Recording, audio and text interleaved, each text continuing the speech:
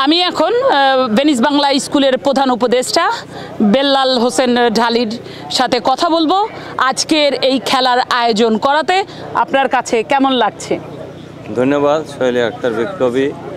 আমার থেকে খুবই ভালো লাগছে এবং ভেনিস বাংলা স্কুলের সাথে দীর্ঘ 20 বছর যাবৎ প্রতিষ্ঠা লগ্নের থেকে আমি জড়িত আছি, এখনও আছি এবং দীর্ঘ 14 বছর যাবৎ এই ক্রিকেট টুর্নামেন্ট চলছে এবং বাংলা স্কুলে যারা দায়িত্বে আছে কামরুল সরোয়ার এবং যারা সদস্যরা আছে উপদেষ্টার সবার সহযোগিতায় সুন্দরভাবে একটা ক্রীড়া অনুষ্ঠান চলছে এবং আমি নিজেকে নিজে ধন্য মনে করি বাংলা স্কুলের প্রধান উপদেষ্টা হিসাবে।